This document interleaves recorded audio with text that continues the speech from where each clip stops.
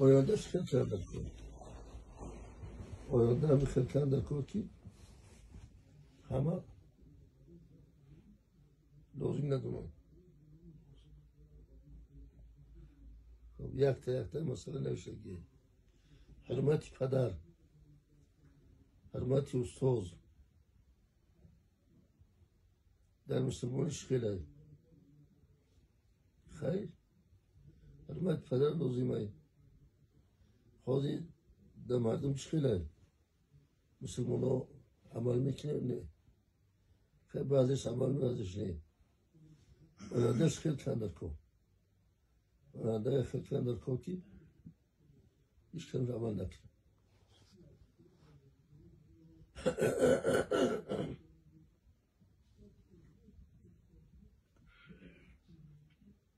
تازگیش خیلی در اسلام، خیلی تازگی یک شعار اسلامه.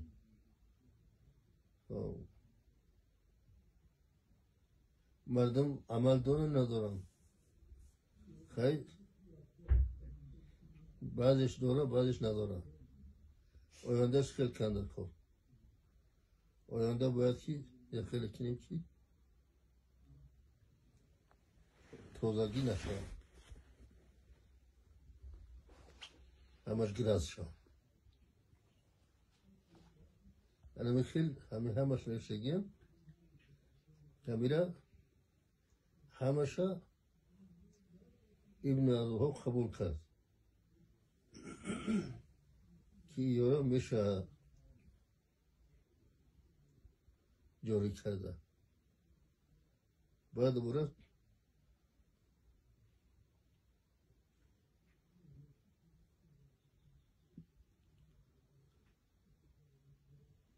باز به همون یاردم توفیقاتی برای هر یک مسئله یا حدیث راست کردن یا آیت راست کردن، برای کتاب کردن. بعد حاضر همین دیوبند مدرسه پاکستان همش درسای همون ابن الوهاب. اینا یکان درسی اسلامی نمیخونن، چه که بخونن همون رو میخونن، همون رو گفتگو میکنن، همون رو عمل میکنن.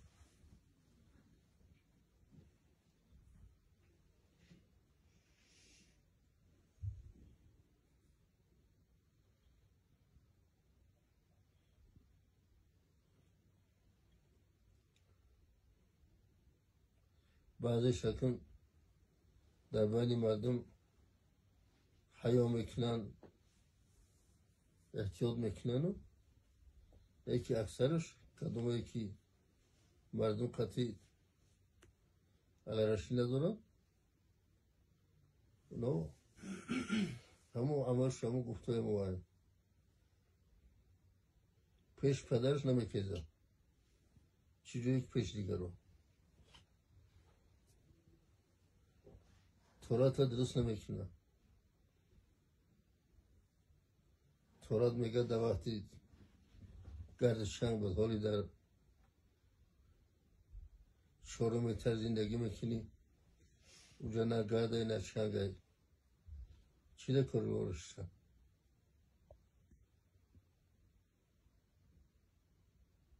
همه که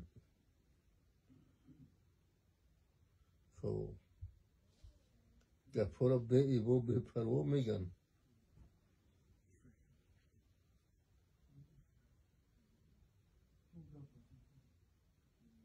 خب برای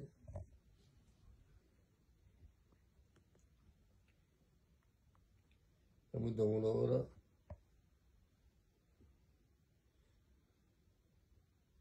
خدمه شدیدیم گفتم شد.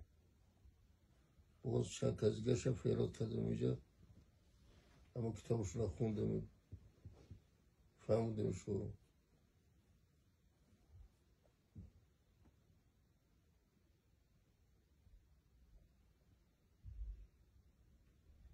مساج دادم که میخیل کنی همین چیزی که مردم تعلیم کنی تو تعلیم کنی خطور های بریش کنی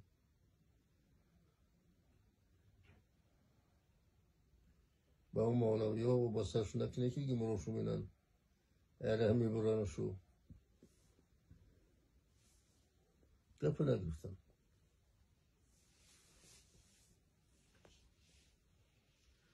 خیلی خدا شکری را داشته باشه